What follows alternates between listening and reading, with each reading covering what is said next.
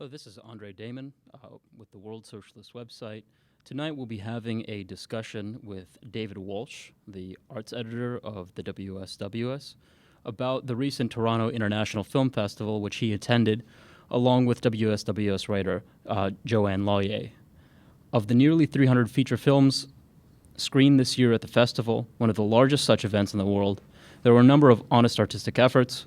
While it's difficult to measure such processes with exactness, there seems to be a deepening of the artist's engagement with complex social and historical questions.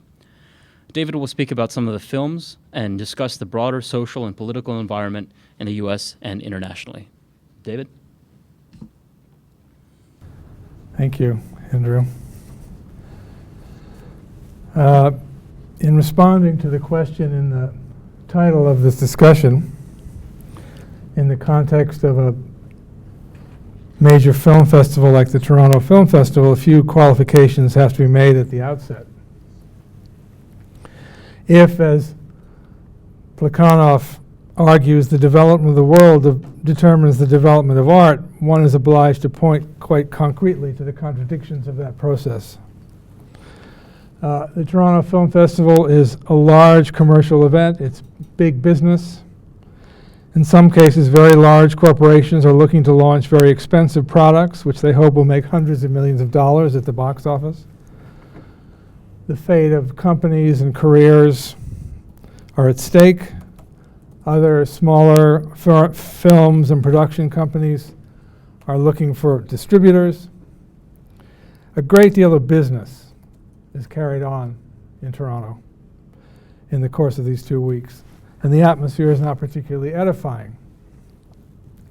And the problems of criticism and intellectual life today mean that the discussions among the so-called artistic elements are not much more elevated. I've been going to the event now for 23 years, first for the International Workers' Bulletin, and for the last whatever number of years it has been for the World Socialist website since 1998. And in all those years, in 23 years, festival organizers have not organized one serious discussion about the state of cinema or the state of the world. To be frank, the general level remains extremely low, pragmatic, short-sighted, and narrow. That is the general sort of atmosphere, which obviously is bound up with some of the social and political difficulties.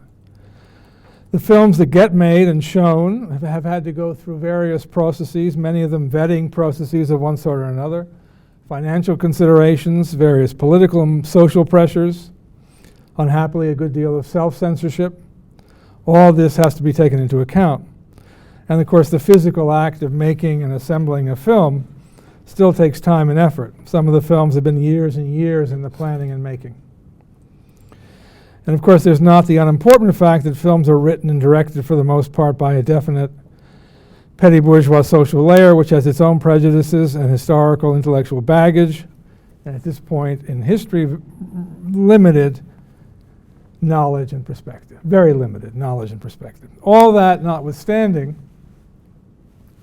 interesting films are made and do show up, which only underscores the correctness of Plekhanov's point.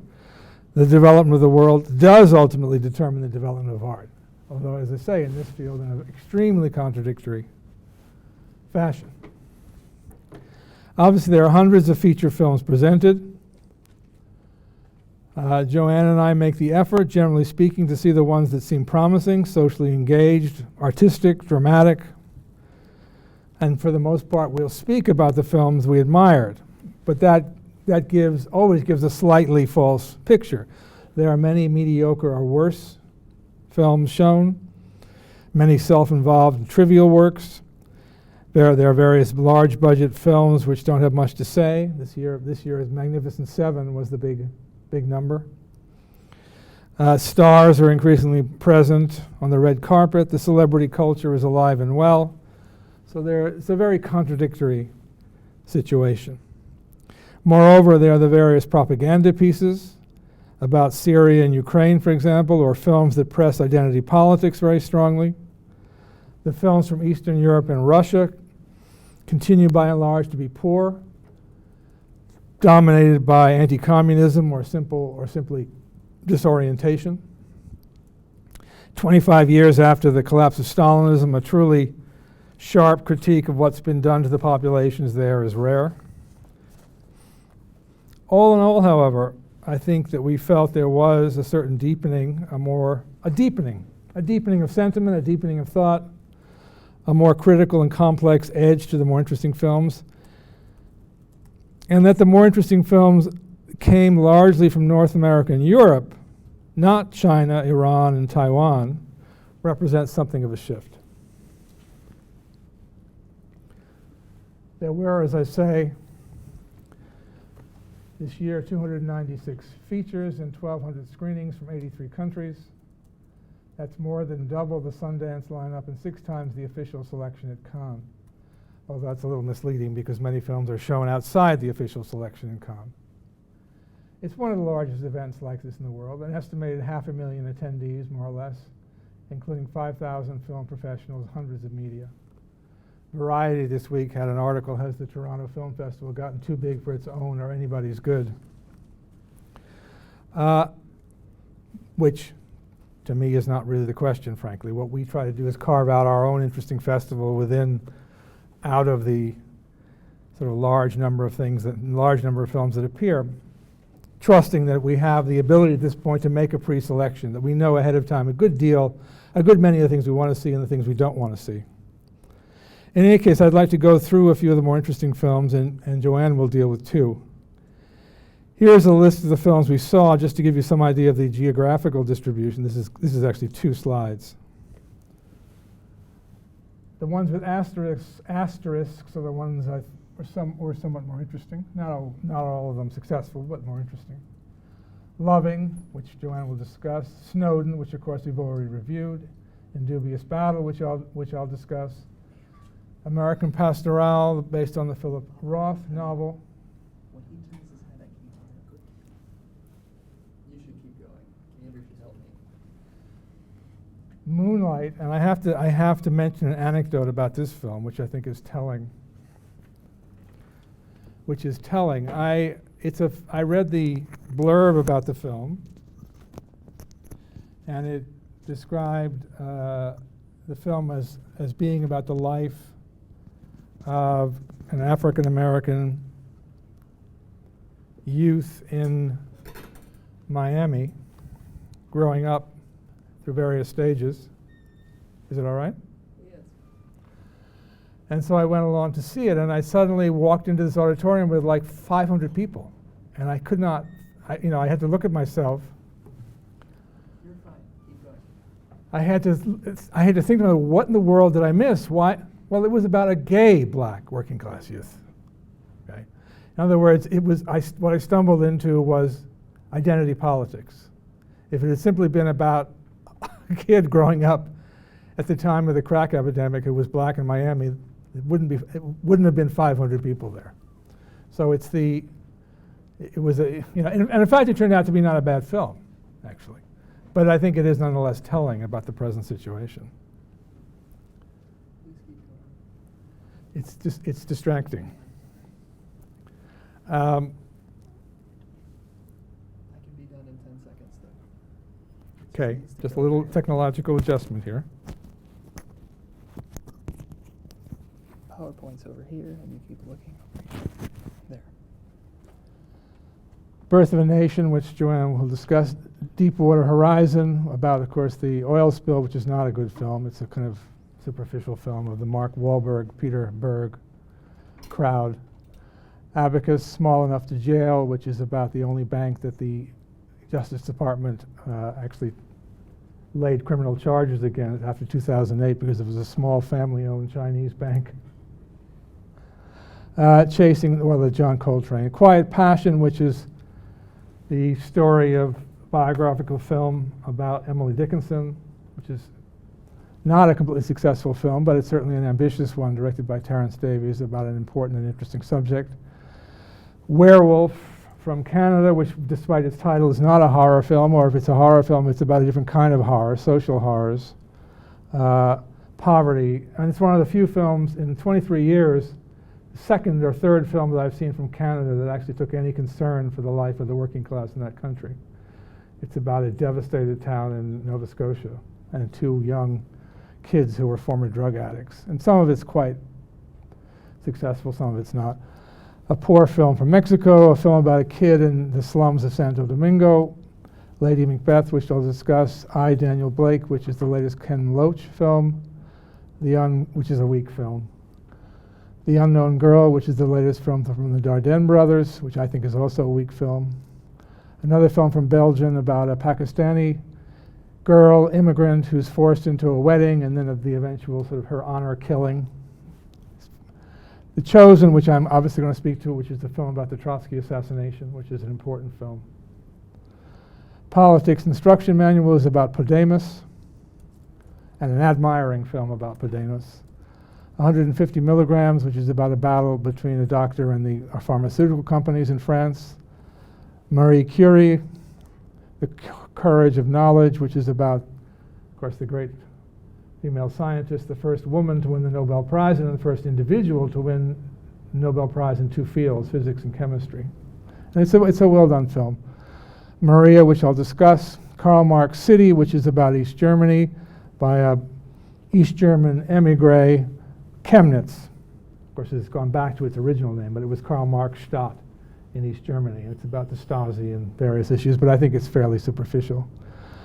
Sami Blood, which I'll discuss. Sweet Dreams, the latest film by Marco Bellocchio, which is not very important. Park, one of the few films from Greece that I've seen that does deal with the sort of social desolation, at least, though it's not a tremendously important film. The Fixer from Romania, one of the few films from Eastern Europe which is quite sharp. Death in Sarajevo, which I'll speak about. After Image, the kind of another anti-communist screed from Andrzej Wajda. We Are Never Alone and Godless, which are not very good films from Eastern Europe. Ember, which is not a bad film. In Turkey, a sort of melodrama, but it's quite well done. Claire Obscure, it's a kind of feminist piece from Turkey. Forever Pure is a documentary about the sort of racist Zionist fans of a football team. It's all right as far as it goes. It doesn't go terribly far. Past Life, which I'll discuss. Off Frame, which is about Palestinian films from the 1970s. A couple of films from Nigeria, which was a concentration of the film festival this year, which were not terribly important. The film from Kenya as well. Interesting film from Mali about music and the conflict with the Islamic fundamentalists. Films from China and India, which were not particularly good. Film from the Philippines, which was so-so, and so forth. A film from Singapore. So that gives you some idea of the kind of distribution of it. Now I'd like to discuss. Oh, actually, can you play the? This is the trailer. This is the trailer for the film The Chosen, which is a film about the assassination of Trotsky.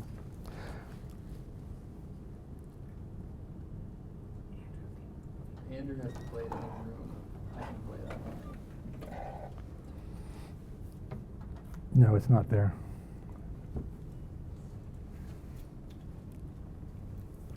They're seeing it? Well, I don't have it like that. You're not going to see it here.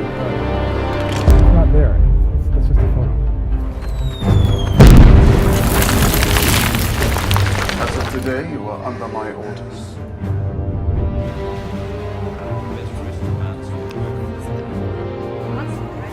You're ready to begin your mission. Welcome to GPU. Oh, I'd like you to meet my friend, Sylvia Agaloff. Nice to meet you. I understand the situation. I'm just a summer fling. Wrong. You won't find it easy to get rid of me. First piece has fallen. What was his job you couldn't tell me on the phone? I'm going to work for Trotsky. But isn't it dangerous? An attack is being prepared, and you do not seem to understand that. We've learned that some important GPU agents have arrived in the city. Do you know who they are? Where did you meet him? In Paris, just over a year ago. That's strange. He's just an informer. He's not ready for action. It's better prepared than any of us. He's been chosen. Ramon! No lo dejes ir. That's not my name. My name's Jacques Mona.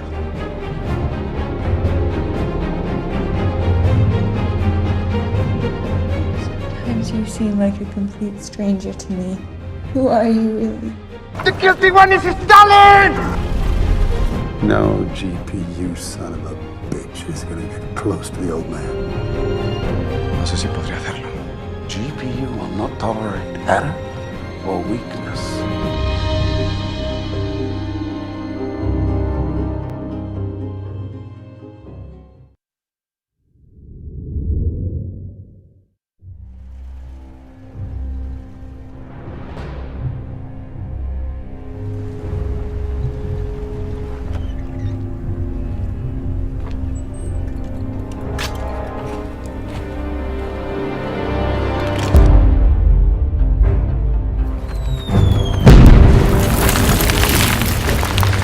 Today, you are under my orders.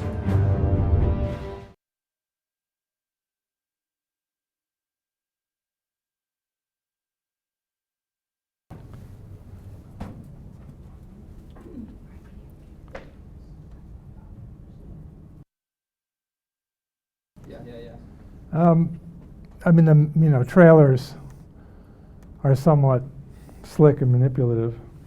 The film is actually quite good. It follows the plot from 1937, follows Sylvia Agaloff as she meets Mercader in Paris and then travels to Mexico. It deals with Mercader's training with the GPU. The assassination scene itself, of course, is quite disturbing, but it's not, so to speak, gruesome. It's just very effectively done dramatically. And there's a very effective scene, which you see fleetingly there, in which Mercader meets a former comrade from the Spanish Civil War who's disillusioned with Stalinism, who knows him from Spain, and Mercader sets him up to be killed. And it's this sort of defining moment in the film, which makes clear what kind of, his particular character. Can you get rid of this? Trouble is, if anyone were to ask me what the details of the distribution or release, I know no more than you do. It says that it's opening in Spain September 2nd, and it says United States 2017. I mean, it's very vague, to say the least. And I believe that they were showing the film in Toronto in order to get distribution. But I trust that it will be available. And as I say, I think it's a serious and sympathetic film. Of course, I'm not going to go into Snowden because he just reviewed it this week. But I just wanted to repeat, just to take note again of the comments of Oliver Stone, who has a very, very uneven history, who's made some very bad films, he's made some good films, but I think his comments are worth noting. He's talking about Hollywood and what the current situation in American films, and he says, instead we've got Bin Laden films. He's talking about Zero Dark 30, films like that. I think that's the way it's going. Everything military, everything CIA. Look at Homeland, that's the TV series. Look at 24, the TV series. Look at all the Tom Clancy stuff. This is the way America is going. You make a pro-America film, as you're expected to make a pro-America film. If you're critical of America, and we should be, because there's a lot of things we're doing that we won't admit and we don't want to look at, I think you're going to cross that line. And that's a shame, because we're back to the 1950s standard, make anti-commie films or make anti-progressive films. I feel that way. And he goes on about Obama. Whatever they say, Obama has killed a lot of civilians and a lot of innocent people, and they consider him reasonable. He's launched more drones than Mr. Bush. He's become the chief murderer. And he makes other comments in the interview with Deadline Hollywood, which are not bad. Sorry, we're going to have the same issue here because I want to show this trailer as well. We'll do it better this time. Okay. Andrew, you and I should play at the same time, basically. So this is Maria. Maria, thank you. Andrew, can you count down? Ist mir scheißegal, du zahlst jetzt deine Miete. Wenn du Arbeit brauchst, sag Bescheid. Wie viele Kinder willst du anmelden? 300, ja. Das erste Kind.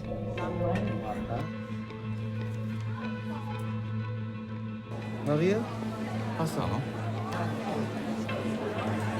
Wo zahlt er dir, dass du ihn daher begleitest? Ich werde schuldenfrei sein. Wichtig ist, dass du wieder aufstehst. Du wirst deinen Frisiersalon irgendwann mal haben.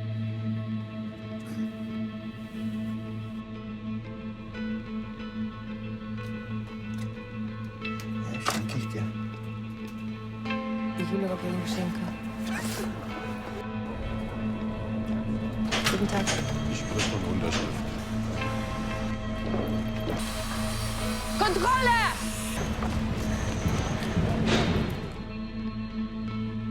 Nimm dein Geld und geh.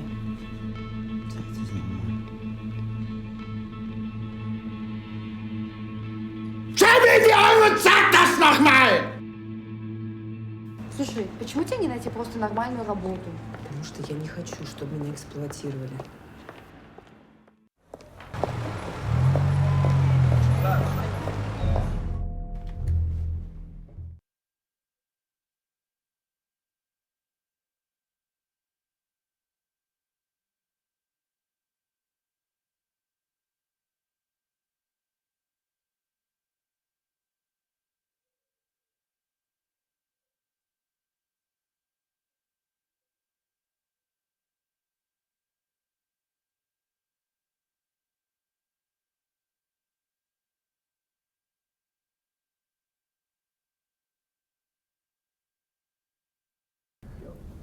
It's a film about, again, trailers are not entirely helpful, but it's a film about a Ukrainian woman living in Dortmund, Germany, who's forced to do many things to survive and becomes involved with various shady operations.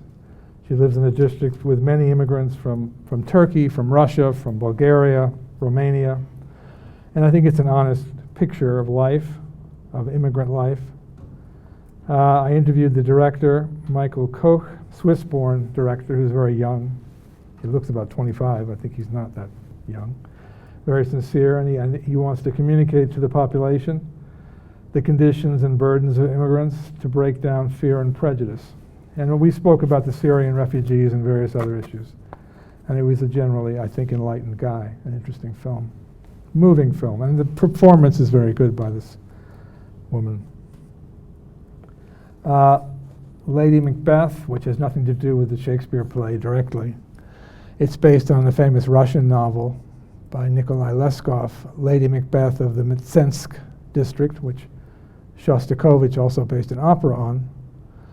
And the director, William Oldroyd, has set his film in the north of England in the mid-19th century.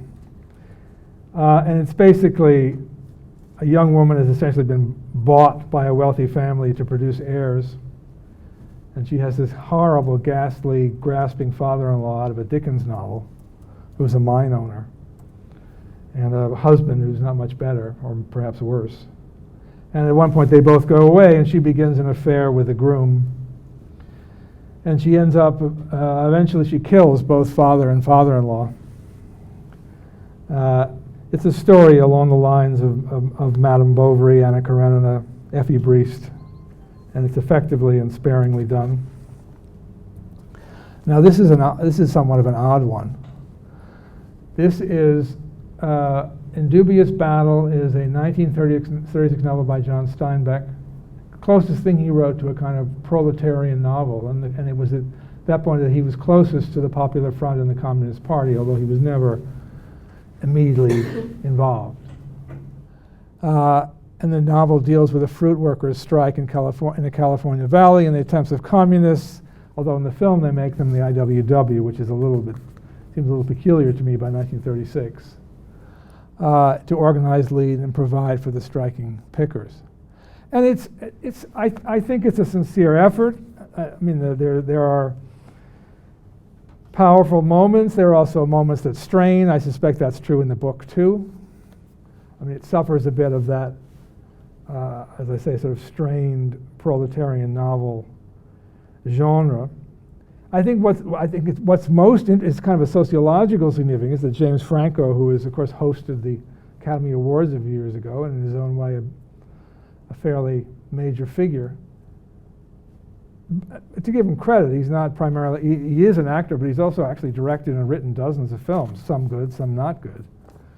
But the fact that he's made this film about social inequality, about poverty, about bitter battles with police and scabs, and that he's enlisted people like Robert Duvall, who is, as far as I know, a very conservative guy, Bryan Cranston, Vincent D'Onofrio, Josh Hutcherson of the Hunger Games franchise, Ed Harris, and pop singer, former star of the Disney Channel, Selena Gomez, which is one of the oddest things, who was actually quite good. And it turns out, in fact, when you read her biography, that she came from a very, very poor background.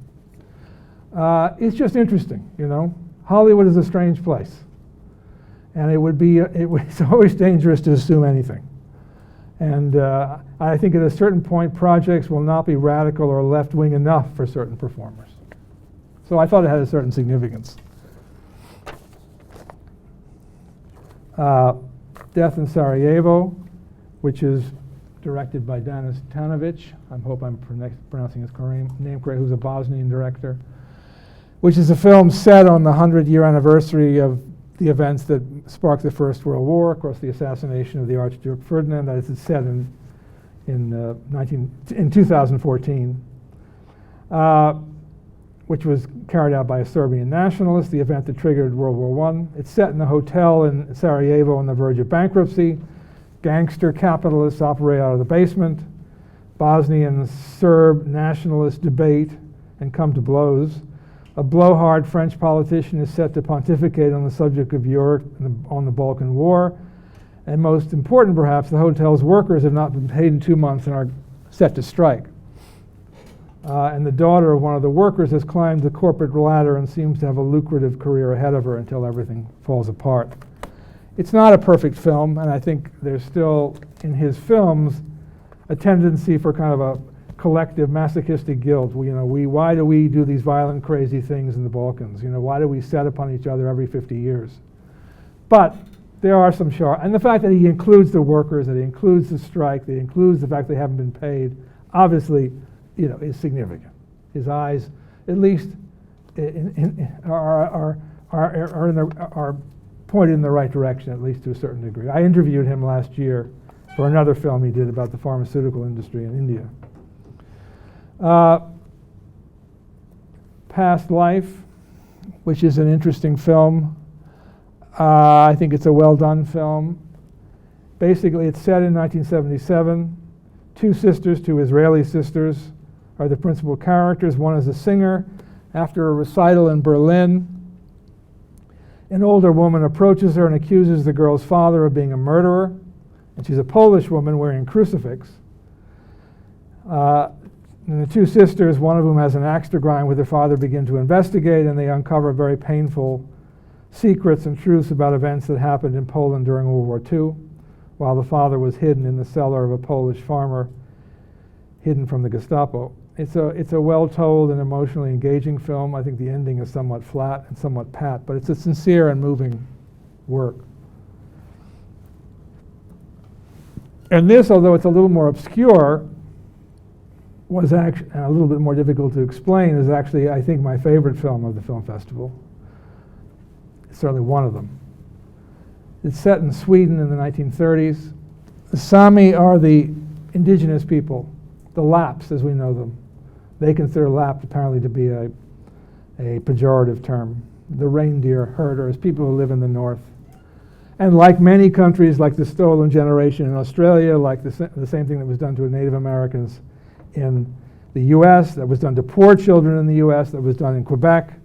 Kids were taken out of, what they considered to be, uncivilized or savage conditions, and as in this case, sent to a state boarding school. It's intended to raise its indigenous charges to a level acceptable to the rest of Swedish society. What I think is very effective, it's about a very bright girl. This girl, she's being measured here, sort of, to see how the Sami differ from regular Swedes. It's a horrible, humiliating scene. Sort of brain size, everything about her. In fact, they're ordered to take their clothes off. The whole thing is just humiliating. And what's really disturbing about the film, what's very effective about the film, is that she's a very bright girl who wants to go to a Swedish school. She wants to go to a southern Swedish city, So she kind of absorbs this hostility and racism, if you like, into herself. And she turns on her family, and she separates herself from her beloved sister. It's a very moving, disturbing film, and something that she regrets very deeply toward the end of her life. So it's a beautiful film. So those are the 10 or so films that I wanted to mention. Joanne is going to speak about a couple of other films.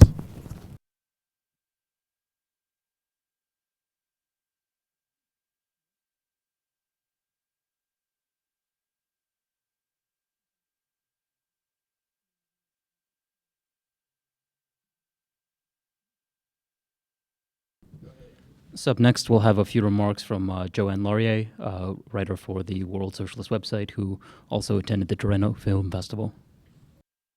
Yeah, I wanted to make a few brief comments on two films that premiered at the festival. Loving, directed by Jeff Nichols, is about a groundbreaking case in Virginia in the 1950s and 1960s that ended up striking down the laws against interracial marriage. And The Birth of a Nation, which probably everybody's heard about, by Nate Parker, about the slave rebellion, also in Virginia, led by Nat Turner in 1831. And we're going to start with a clip from Loving. And again, as Dave said, these are promos from the production company. So the film is much more down to earth than the trailer.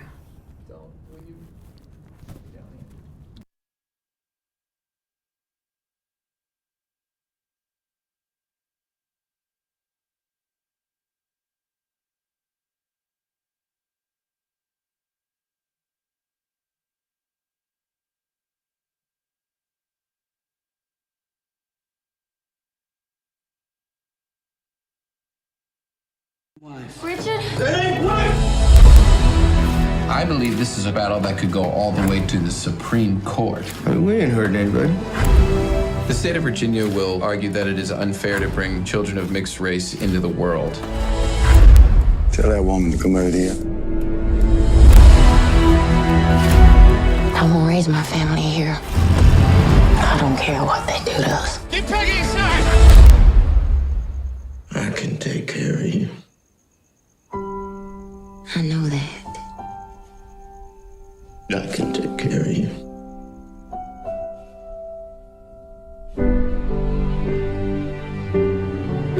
I know we have some enemies, but we have some friends too. You realize this case could alter the Constitution of the United States. You think you'll lose? We may lose the small battles, but win the big war. Is there anything you'd like me to say to the Supreme Court justices of the United States? Yeah. Tell the judge I love my wife.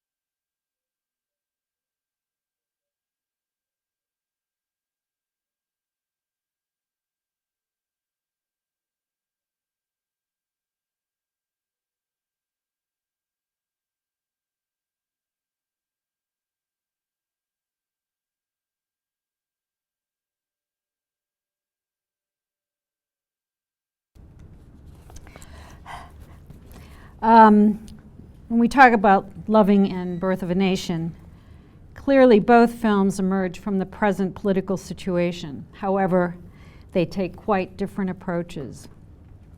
Loving is a much better movie because it is more psychologically and socially concrete and convincing. Director Nichols treats human beings seriously and humanely. The Loving story is itself very gripping. Nichols tells it movingly with care and integrity. In its inherent truthfulness, Loving rejects a racialist narrative. The Birth of a Nation, on the other hand, is dominated by crude, cartoonish characterizations. The Parker movie is an example of how damaging identity politics has been for art. Sorry. With his movie, while his movie is not necessarily a malicious film like the works of a Tarantino, it is wrong-headed and historically false. It suggests that it's through its imagery and storyline that the cruelty of slavery arose from the sadism of white slave owners rather than from the logic of a socio-economic system. This is a racialist and dangerous viewpoint.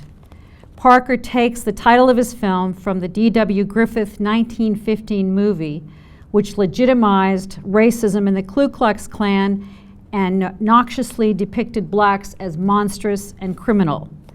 Parker reverses the roles of the races. Now the slaves are saintly and the whites are savagely monstrous. Its major failing, however, besides its general crudity, is that it offers little psychological or historical insight. Nat Turner's rebellion in 1831 was an enormous inspiration for both black and white abolitionists. There are many proofs of this, but I'll provide one example. In an 1881 speech at Harper's Ferry, Virginia, Frederick Douglass recalled that John Brown made reference to Turner at their first meeting. He says, "He held that there was need of something startling, that slavery had come near to being abolished in Virginia by the Nat Turner insurrection, and that he thought his method would speedily put an end to it both in Maryland and Virginia." The uprising also inspired the famous fictionalized account by William Styron, a great success at the time, that came out amid the radicalization of the 1960s. In short, Parker's film is historically abstract and vaguely religious, more than vaguely actually, intended to promote the black savior narrative.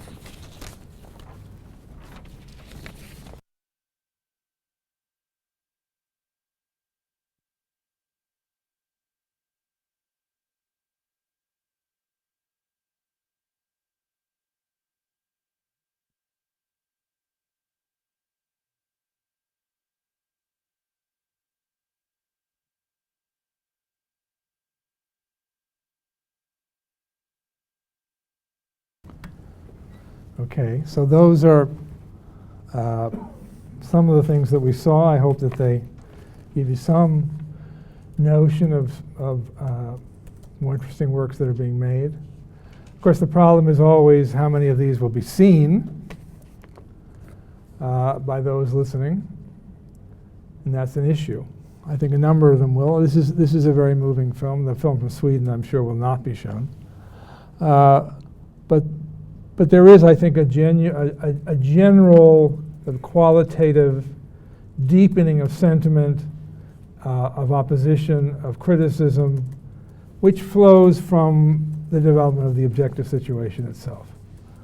That the events are more tense, more complex, more dangerous, and there is some reflection of that in the films that we saw, and the better films that we saw. At the same time, of course, as I say, there is a considerable body of trivial, self-involved, unimportant work.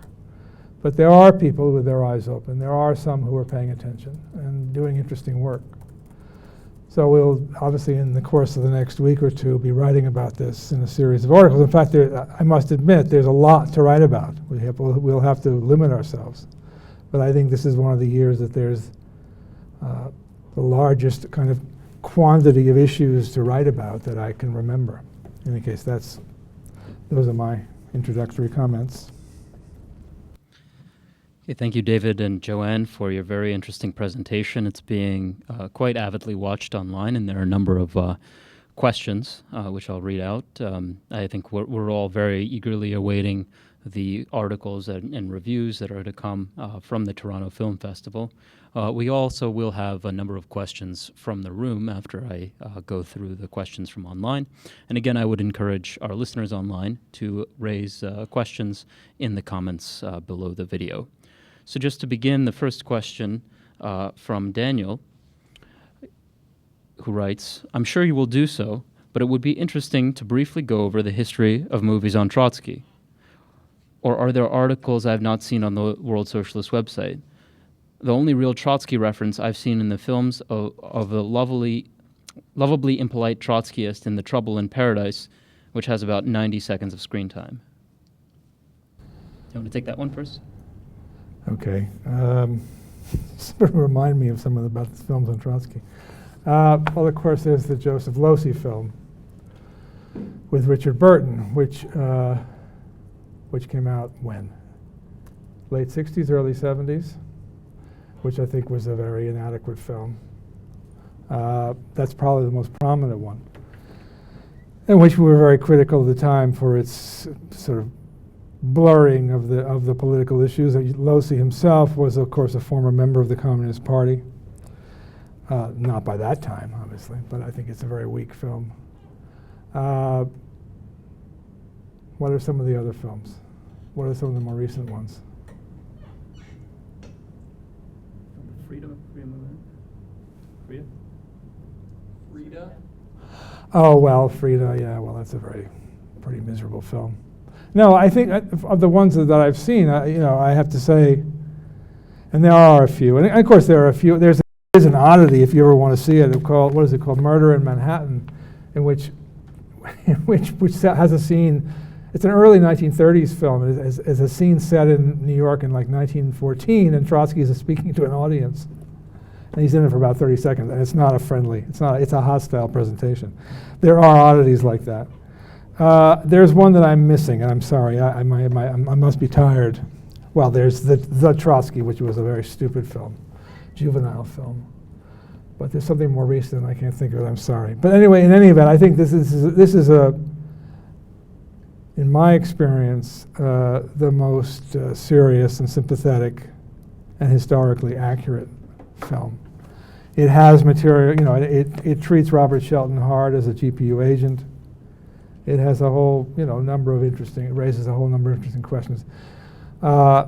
So I think the question is a good one, and now it's going to force me to actually look into that issue in a more precise way, and that may very well be one of the issues that we discuss. Our internet connection was interrupted, and we've for the past minute and a half probably not worked somehow. I'll introduce it. Tell me when.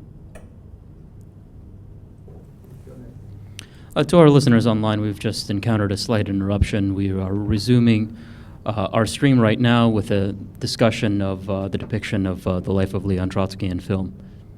In response to a question. Well, I will say the question is a good one, and it's going to oblige me to go back and address that very question in the article that we will write about it. So thank you for the question, although I'm sorry my answer is not more satisfactory. Okay, now we have another question from Miles, a listener online, who writes, being a film critic I highly admire, do you yourself follow or recommend any film critics today? If so, did they attend the festival? If you don't, what are the reasons? It's still not working.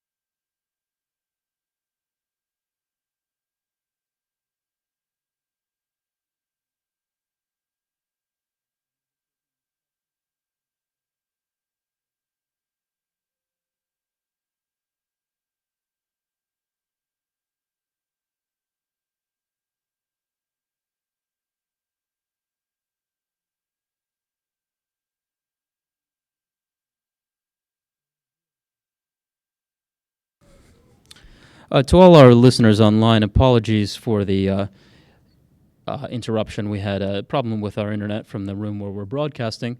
We are resuming right now with the second section of our discussion with David Walsh on the Toronto Film Festival. We are still taking questions from online, and we are moving on to our second question before we take some other questions from the room. Miles, a listener online, asks, being a film critic, I highly admire. Do you yourself follow or recommend any film critics today? If so, did they attend the festival? If you don't, what are the reasons? I don't have a simple yes or no answer to that question. I think that there are intelligent commentators who now and then get things right, but and you know, there are people that we've quoted and cited and interviewed on the website, figures in the film world like Joe McBride and Tony Williams and Jonathan Rosenbaum, James Nairmore. Not necessarily critics in every case, sometimes in some cases more film historians. In terms of critics, no, there really aren't. In terms of sort of daily critics or the critics who are widely read, I don't think there are such figures. But I don't think that's not an isolated problem. That's a problem of a general cultural, artistic, intellectual difficulties. There is an impasse in thinking. There is a lack of knowledge of history, I would say. Above all, there is a lack of perspective. So that you read, there are various, for example, daily critics who get it right now and then, but it's always a kind of hit or miss operation. It's shots in the dark, and they will on occasion get things right, but they have no objective measure by which to examine or study or consider films. It's all just, frankly, impressions, and fairly momentary and often superficial impressions. I would say that the last period where there were significant, if you like, bourgeois critics was the period of the sort of radicalization of the 1960s and 70s. A figure like Robin Wood, at least in some of his work, got things significantly right. I mean, obviously I disagree, and he went off, in my opinion, ultimately in a false direction. But in his work on Howard Hawks or Antonioni, I think he had a very perceptive, objective view of filmmakers and some of the difficulties, and it ultimately came down to having a certain social and historical perspective. But there is an absence of that. I must say that, and this, it doesn't. I don't sort of gloat when I say it, that by and large the current level of discussion, for example, that you overhear in a place like Toronto is really very, very poor. And I've said it before that some of the most poverty-stricken discussions I hear in the course of an entire year are in the course of that 10 days in Toronto. And I don't say that to be, as I say, I'm not pleased by that fact, but that's the fact. That's the sort of cultural level. Those are some of the cultural difficulties we have. So my answer to your question in the general sense is no, there isn't anybody that I overwhelmingly admire. I think that what we do on the website is fairly unique at this point. I hope it will inspire some other writers. If you want to know the writers I admire, they're the other writers for the World Socialist website, primarily, if you wanted me to be honest.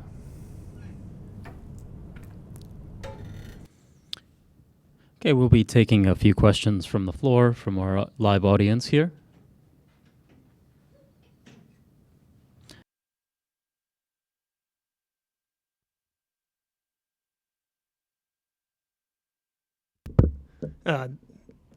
This is Matthew Brennan. Thank you, Dave and Joanne, for the presentations. I was just curious about things you said up front. One was you noted the shift in, I think it was Iranian, Korean, Taiwanese film. I was wondering if you had any thoughts on what accounts for that shift away from some of the problems that were, I assume, more on the surface of the film in previous decades. And the other one is maybe a bit more obtuse, but I was curious about the quote you started off with Plekhanov. And I wonder if there's, because we noted Plekhanov was writing in a pre-revolutionary period, and we've noted many times on the World Socialist website and other areas we're living through a pre-revolutionary period ourselves, a period that's looking to be heading towards revolution more and more with each day. Is there parallels in the way the Marxist movement was approaching artists at that period? I mean, I know there's obviously giant historical differences, but are there things to be taken from Plekhanov in that period for what you're seeing with artists and culture today? In terms of the first part of the first question, I think you'd have to study it concretely in each sort of given situation. But I would say that the basic answer is that the development of a political, social crisis in each of those countries has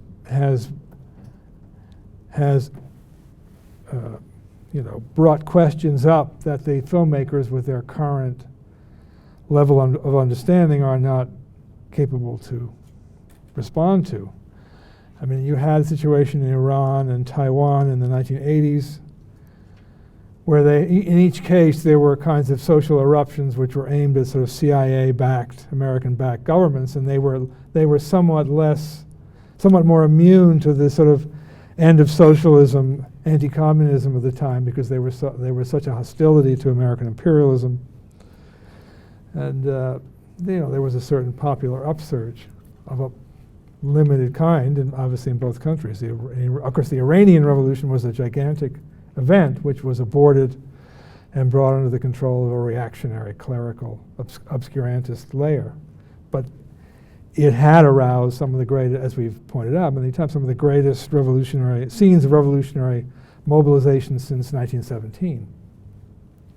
And there was in the Iranian films of the 1980s some of that democratic sort of popular sentiment.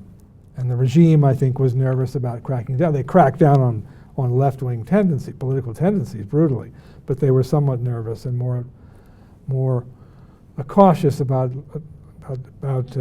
cracking down on the filmmakers. And the filmmakers themselves made films that were somewhat vague or allegorical. They tended to make they didn't make films about the working class. They didn't make films directly about political questions at all. They couldn't. They tended to make films about often children, often in the countryside, very moving films with animated by I think a genuine humanism. But we've written about this. I wrote about it recently at the time of the death of Abbas Kiarostami, one of the leading Iranian directors. That humanism, if you like, wore somewhat thin, confronted by the challenges of the 1980s and 90s. And now, of course, many of these directors have responded to the siren song of the Green Movement in Iran. Some of the people that we've interviewed over the years are very much involved in that movement, which is fundamentally a reactionary movement. And I don't think many of them have much to say. The films that they made, some of the films that they've made, some of these particular directors have made about the working class in Tehran in recent years, to me feel very false. They feel very contrived. They're trying to show that they're really for the people, but there's something that doesn't ring true about it. So I think that the political issues, the social issues, the complex issues in Iran, the questions of revolution, and also the questions of history, the question of what happened to the Iranian Communist Party, to the Tudeh Party, what happened in the whole region to the very large communist parties. You know, Iraq, of course, had a communist party of 100,000 members with Muslims, Christians, and Jews. It was considered to be a secular country. The role of Stalinism in the defeats of revolutions, you know, in the mass uprising in 1958 in Iraq, masses marched through Baghdad chanting, "Long live the Communist Party." Well, the Communist Party sabotaged every revolutionary situation in Iraq and in Iran, and of course there are the political consequences. The filmmakers, as far as I know, have no knowledge, or you know, this is a closed book to them, and it's very difficult. It's very difficult to proceed with a more serious film when you have no real understanding of how your society has arrived at the point at which it has. I've never had now, of course, there were questions of censorship and repression, but I've never had a discussion with an Iranian filmmaker that indicated any great interest in those issues or knowledge. And that's, although I'm sure that many of them had contact with left-wing ideas. So it's a real problem. It's a real political problem. And I think above all, the question of Stalinism and bourgeois nationalism are to blame. Taiwan's, you know, is a somewhat subsidiary kind of, it's somewhat similar, and there was a big upsurge in the 80s against the sort of CIA, the Chiang Kai-shek, the whole history of post-war Chiang Kai-shek CIA rule. At one point, Taiwan was considered to be the most open country in the world in terms of filmmaking, but they also sort of ran out of things to say, confronted by the complex questions of the Chinese Revolution, you know, of the future for the population both in China and Taiwan. They really have nothing to say at this point. You know, the greatest director there, Hu Shaoshen, really ran out of things to say 15 years ago. He's made trivia since in the last period, and that's I think that there are I haven't seen frankly a film from Taiwan in, I don't know, 5, 7, 8 years that have any significance. So there were issues. There were above all political and historical issues that arose that the filmmakers are not in a position to, you know, they haven't responded to. They haven't been able to respond to. I think a new generation will arise that will, but that previous generation at this point has exhausted itself. There's the occasional film from China or South Korea that's interesting. There's still intelligent people making films, but the point I was trying to make was I found it interesting that we tended to see this time around more films from this part of the world. It wasn't even a question of sort of criticizing other parts of the world, but pointing to the fact that there seems to be a certain growth in a critical edge here, and a certain growth in an interest in historical questions here in North America and Western Europe, which obviously is bound up with the growth, obviously, of political crisis, danger of war, social inequality, all the issues that we treat on a daily basis. Plekhanov, I mean, obviously, I think he's a great writer on philosophical, political, theoretical, and cultural artistic questions. I certainly think there are similarities in this sense. You know, obviously, what Trotsky and Vronsky wrote in the Soviet Union in the 1920s is of incalculable importance. But there is the element that Plekhanov was writing in bourgeois society before a revolution, and in that sense, there are some greater similarities. Our position is somewhat more parallel, and I think his critiques of figures like Ibsen, his critiques of the various artistic trends of the time, of the late 19th and early 20th century, is of enormous importance. And of course, Trotsky and Vronsky very much based themselves on that and took it farther, considerably farther. But I think that his writings on these issues in Western Europe and in Russia, and it's also historical, his writings about French art of the 17th and 18th century are of enormous importance, and I learn from them all the time.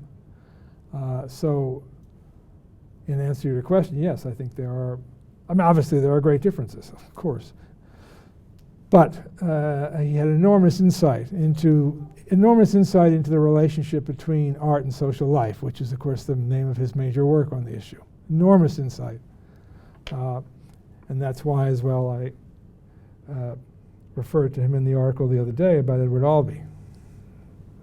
in relation to his work on Ibsen, because I think there's just profound insights in those works.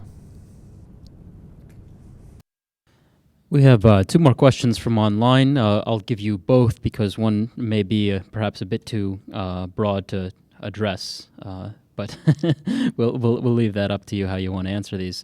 The first question is, what are among your favorite films, film directors, and film critics?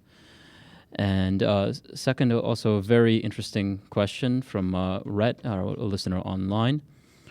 You have written about how the Russian Revolution had a tremendous influence on artists internationally, and we can see that in the great American novels of the 1920s, including those of Fitzgerald, Dreiser, and Hemingway.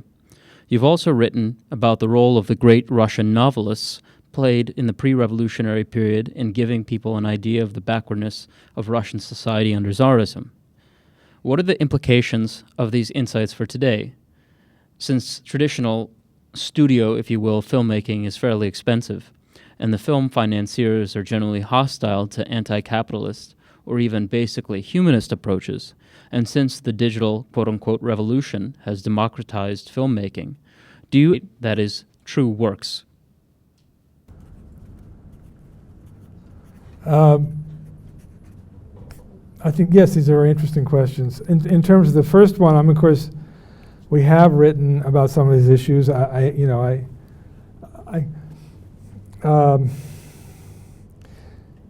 think, let me just premise it by saying that I think the great age of filmmaking lies ahead, and that the greatest works lie ahead. Filmmaking has been for the 20th century, in the 20th century, was a business, and often a profit-making business, or sometimes not so profitable. And film has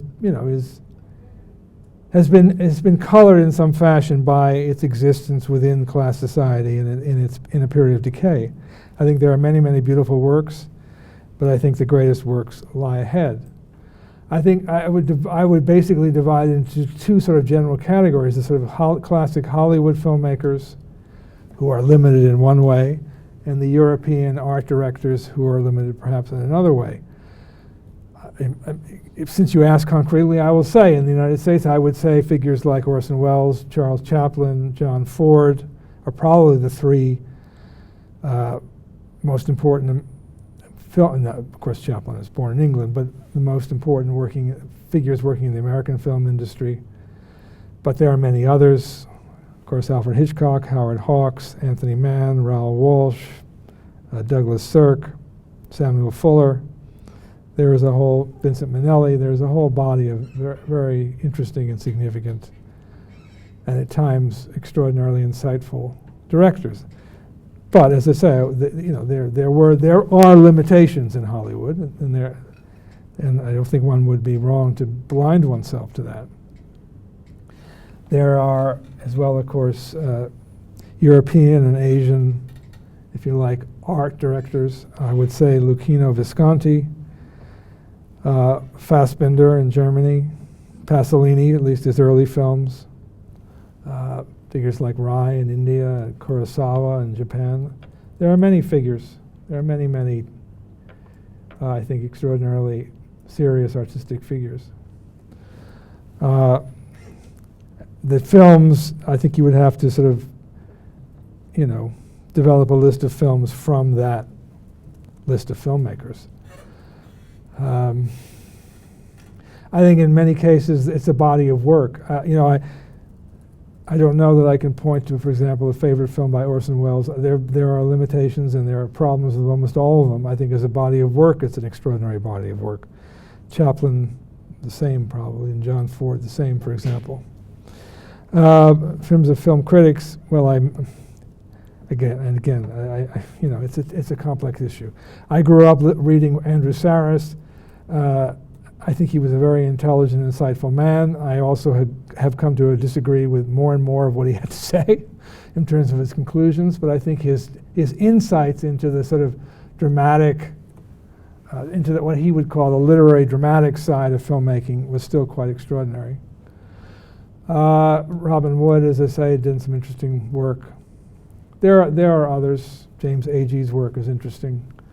I think that it is a problem, if you like, that by the time that film criticism becomes a sort of serious enterprise, it runs into another great difficulty, which is the decline, the degeneration of the Russian Revolution and the emergence of Stalinism and the general decay of sort of cultural life that we're still suffering from.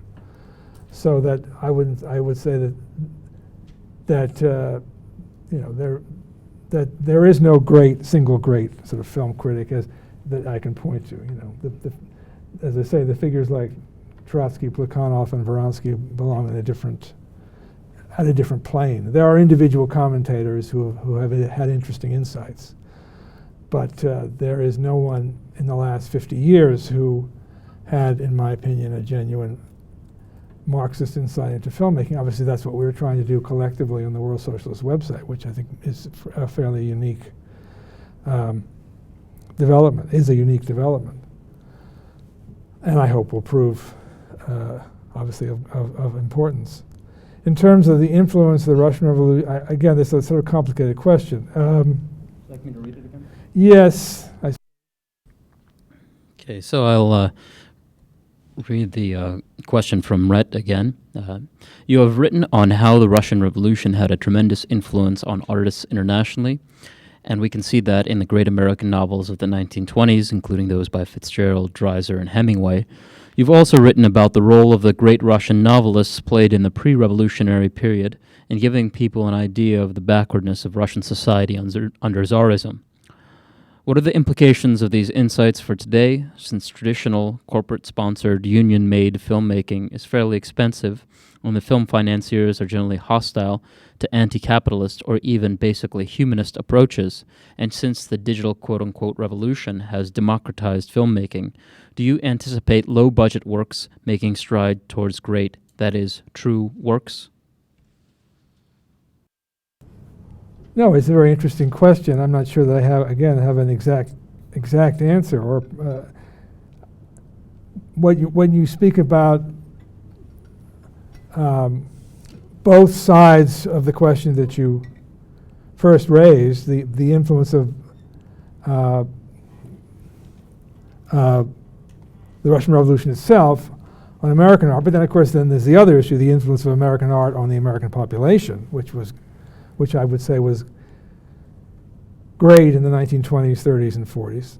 And the influence, and going back farther, the influence of Russian art, Russian novelists on the Russian population, and well, global really population, but its role in the Russian Revolution. You're talking about the relationship between art and the emergence of political opposition and ultimately social revolution. And obviously, I do believe there's a connection. Trotsky wrote very powerfully about Tolstoy in the 1905 revolution, although Tolstoy, as of course he pointed out, was no revolutionary.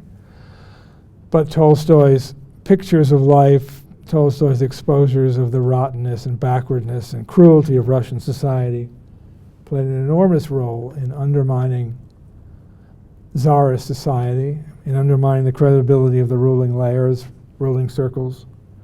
And that says, and Trotsky says, it was one of the tributaries of the Russian Revolution of 1905. Now that's high praise indeed.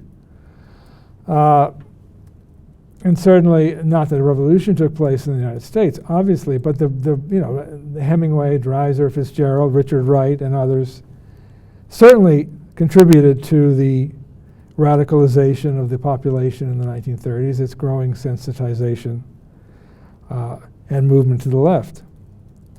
Now, but then you sort of reduce it simply to the question of low-budget films. I think, first of all, I wouldn't eliminate the question, although this is not our subject tonight. Obviously, there is the role of fiction and drama still. I wouldn't say it's just a question of filmmaking.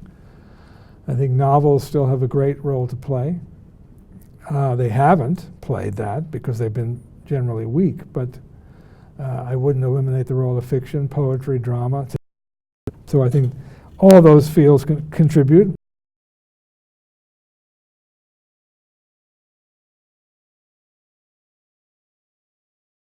For not much money question is anybody going to watch it? Are you going to get an audience? I mean, this question comes up at almost every meeting like this, and I think it's a completely valid, and that only proves that it's a completely valid and therefore sort of objectively driven question.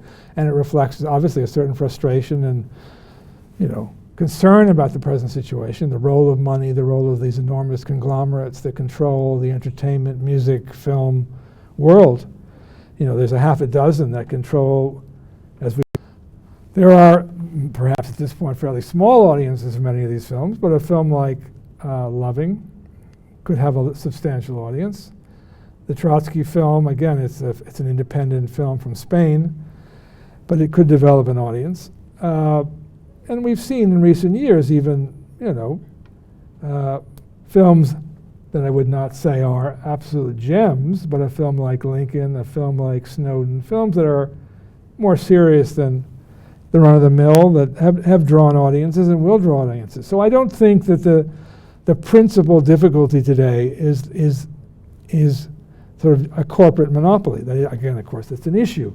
But the principal problem is the question of both the development of the artist and the development of an audience, of a mass audience that will appreciate a more critical, more complex, more challenging kind of work. I think that remains the central question. That's certainly where we place our emphasis. And yes, I think that, obviously not my generation, but that people will discover means of making films and distributing them that we can't even imagine yet. And as I've said many, many times, and I'll repeat one more time, that you combine the extraordinary digital technologies and youthful enthusiasm and energy with something to say, and there is absolutely no limit to what can be done.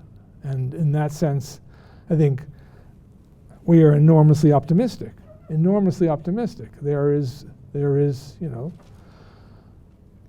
technology exists to create virtually any kind of technology and to deliver it to every to at least a great majority of human beings on Earth. And when there is an upsurge in the working class and a change in the political situation, and the artists have something to say, I think that they will find a way of reaching a vast audience in a way that we, as I say, we can't even conceive of at this point.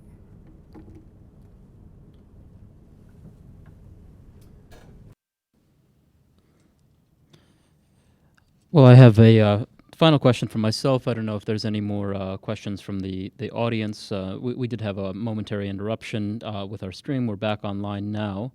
I would like to hear a bit more about the Oliver Stone film on Snowden. As I understand, you participated in a live stream discussion of the film at the Toronto Film Festival. Could you speak more about the discussion and also the significance of that such a film is being made?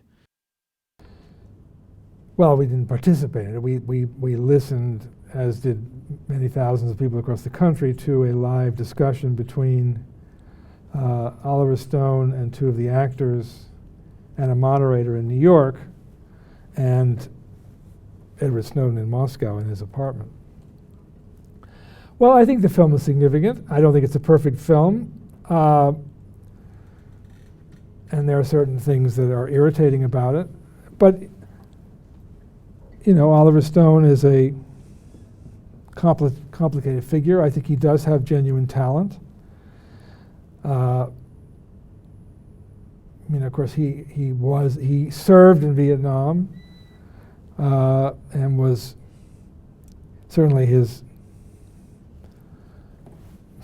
the stress and strain of that trauma certainly has had its effect, but it also had the effect of making him into a pretty sharp critic of American policy, of American imperialism. I mean, Platoon and Born on the 4th of July, for all their limitations, I think are genuinely angry responses to the horrors of the war. Of course, he made Wall Street, which again, I certainly can't simply pass on uncritically, but nonetheless, it was a picture of Wall Street greed and predatory practices that had a certain impact and had a certain basis. I think in recent years he's made some much weaker films. But I think that he was attracted to this subject for good reasons. I think he's genuinely horrified by the NSA surveillance, and that interview, which I'm quoted here, which is from Deadline Hollywood. It's a long interview. He says some interesting things, and some and things that strike you as being honest and fairly straightforward. So I think, as we said in the review, and in the previous article, first of all, the fact that the film, the sneak preview, was streamed into 800 theaters across North America, and I don't know how many people saw it. I mean, I think my impression was that the media had there was almost no mention of it, and no mention of it after the fact. And the film itself, as far as I can tell, is being downplayed as much as it can be. To a certain extent, like Free State of Jones. 800 theaters with, I don't know, but that's presumably tens of thousands of people. Watching a film about a man who has been officially, charged with violations of the Espionage Act, and whom all politicians of both parties denounce as a traitor and a spy, and of course the U.S. military, CIA, NSA would like to assassinate, I think speaks to the enormous gulf. It obviously finds many other reflections between official public opinion and the genuine sentiments of layers of the population. Now, I may be speaking way out of turn here, but I would suspect that if you took a vote among young people between Edward Snowden, Hillary Clinton, and Donald Trump, that Edward Snowden would win hands down. Perhaps I'm wrong, but that would be my impression. And that, is an extraordinary statement about the political situation in the United States, that a traitor, a man under indictment, has that kind of, I think, widespread popularity. Now, of course, there are smear attacks all the time from both parties. The House Committee, the House Intelligence Committee, recently wrote a letter to Obama urging him not to grant a pardon, and denouncing Snowden for the irreparable damage he's done to national security and so forth and so on. But I think he took a courageous stand. Now, I think the discussion that took place was somewhat limited, frankly. I don't think it was helped by the moderator who tended to ask, I think, somewhat light-minded and lightweight questions. I mean, the first one was, how's the weather in Moscow? And it sort of went on from there. It wasn't very good. He wasn't very good. I think Stone looked embarrassed at certain points. Snowden was perfectly straightforward, but I had the feeling that Oliver Stone wasn't particularly happy, although this guy is, in fact, Stone's kind of official biographer. But it was some of his questions were somewhat inane. Certain things did come out, but I think the discussion was of a fairly limited quality. And of course, Snowden's political views themselves are fairly limited. He may be looking for a pardon. He may be looking for various, I mean, he said some decent things. Of course, he spoke about the vast character of the surveillance and so forth and so on, but the political issues were fairly limited in that discussion. This interview, frankly, Stone says, I think, far more radical and left-wing things than were said in that live discussion, unfortunately. I had the feeling that they were kind of pulling their punches, or at least the moderator was pulling his punches, because it was a kind of wide, it was a mistaken, kind of accommodation to what they imagined public opinion to be, when in fact public opinion is far to the left of anything that they said or he said at that meeting, the moderator said at that meeting. And nonetheless, there is an objective significance in that discussion, and as I say, in the fact that tens of thousands of people across the country went to the theaters. There's an objective significance to the fact that this film comes out. The United States government obviously can't do anything about it. It's a film that basically is an admiring picture of a man they call a traitor. When has that ever happened before in American history? I mean, it's an extraordinary situation. And as I say, it points to this vast divide between the parties, the officials, the officialdom, and the reality of public sentiment. So I think it's quite significant. Okay, I'll just wrap up with another very interesting question that we've received from one of our listeners, Matthew, and maybe we can conclude with this. He asks, do you think that great works of art, either in film, music, literature, or the visual arts, can be produced under the given circumstances or will we have to wait for the future? Yeah, tonight, in fact, I believe. No, it is an interesting question, and again, these are questions. All of these questions are not simple ones to answer, or they don't suggest kind of 30-second answers. I think that great works of art clearly emerge from definite sort of social, cultural, and intellectual moments. You don't have,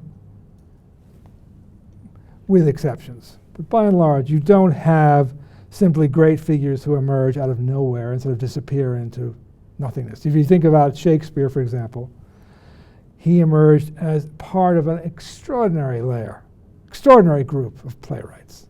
I mean, if you only think of Shakespeare, Christopher Marlowe, and Ben Jonson, you've named three of the greatest playwrights in the history of the English language. And there were dozens of other lesser figures. Thomas Kidd, John Webster, Fletcher and Beaumont, many, many other figures. He emerged as part of an extraordinary renaissance, the English Renaissance, if you like, at a critical moment in the history of England, the history of Europe, the kind of hinge of the feudal world and the modern capitalist bourgeois world. And look at the group of Russian novelists and poets of the 19th century. Again, they come kind of in en masse.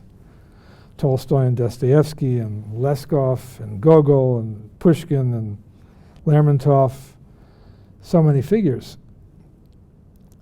Clearly something was fermenting. Or even if you look at jazz musicians in the United States in the post-war world, the extraordinary flourishing. So that I would say that great art is the product of social turbulence and social processes that translate them, that find expression in new sentiments, new thoughts, which correspond to new conditions which are either bursting to the surface or sort of simmering under the surface. Can great art be produced in our time?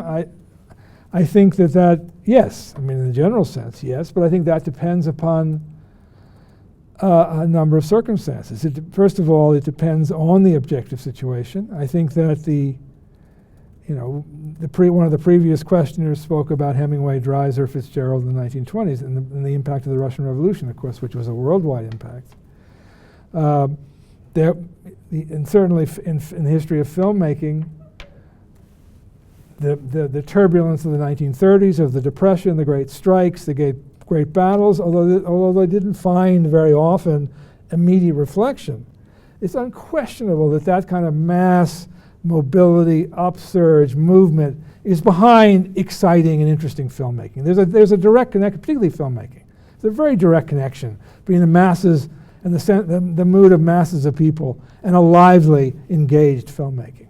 All you have to do is look at the last several decades, which is, in our opinion, are the worst decades in film history, and also correspond to the lowest level of strike activity and social struggle. So I think that one of the preconditions is that emergence of the working class, which we're beginning to see.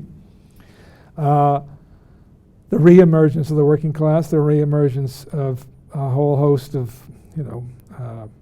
great political and social questions. I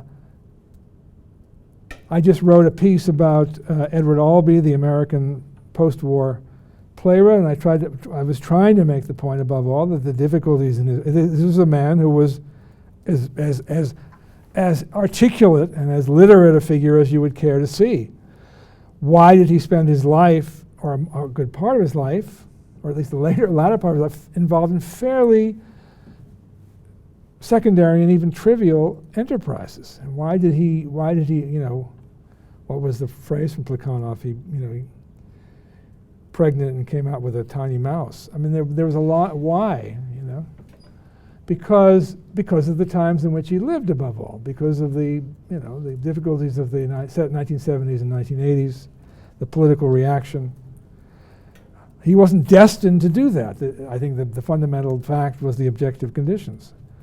And I would say that an important precondition is the breaking up of the stagnant political situation, the movement of masses of people, their sort of movement into struggle, which will bring up a whole host of the great questions, and will turn the filmmakers away from their own navels and their own sexual identities and various issues. I mean, those psychological questions, of course, won't go away and shouldn't go away, but they'll be seen in perspective. And I think that's a fundamental precondition, the fundamental precondition, that the sort of clouds of skepticism and pessimism be broken up, driven away. But there's also the question of an actual growth in knowledge and social and historical understanding on the part of the artists themselves, and there has to be a growing appreciation or a resumed appreciation that art and science are not don't exist in separate universes. That there has to be a far greater appreciation, scientific, sober study of social life, of history by the artists themselves, filmmakers, dramatists, whatever field it may be.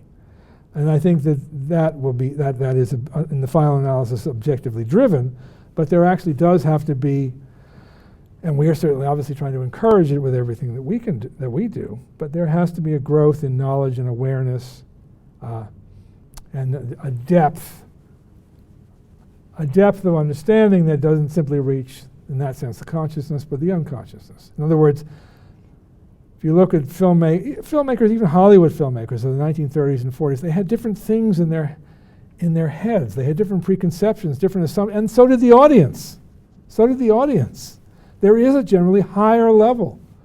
The better films, of course a lot of junk was made then too, but the better films presuppose an audience which is more educated and more alert, frankly, and more aware than the current audience. Again, it's not a question of condemning people for the conditions in which they've grown up, but that's a fact. So, Wordsworth famously said that the artist has to prepare the audience for his work. We do that, of course, politically. In other words, the artists have to prepare an audience that can understand their work. It's an interactive process. So I think that the fundamental issue is the sort of, as I say, socioeconomic, political change, but also there has to be a change in the intellectual, artistic atmosphere, far greater appreciation of the importance of a historical, social understanding of a real study. You look at the Balzacs, the Dreisers, Hemingway, Fitzgerald, whatever figure you want to mention. They were students of history, students of society. I mean, Fitzgerald studied the history of the Russian Revolution. He studied it. He knew it. He knew what was happening in the Communist Party of the United States. And I think, frankly, one of the reasons why he was so discouraged in the end was what was happening with Stalinism and the Communist Party.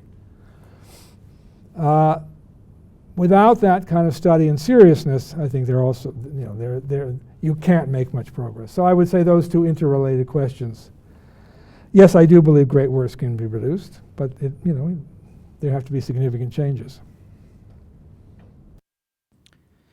Okay, with that, I'd like to wrap up this discussion. I'd like to thank David and Joanne for their very interesting and informative remarks. I would advise all of our listeners to stay tuned over the course of the next several weeks for our coverage of the Toronto Film Festival and other arts developments. I would like also to advise our listeners to purchase and read David Walsh's book, The Sky Between the Leaves, which is available at Mering Books at mering.com. And finally, the World Socialist website relies on the support of its readers to facilitate its coverage and events such as these. I would encourage everyone who participated and enjoyed this discussion to go to wsws.org/donate and make a donation to help such events continue in the future. And again, David and Joanne, thank you very much.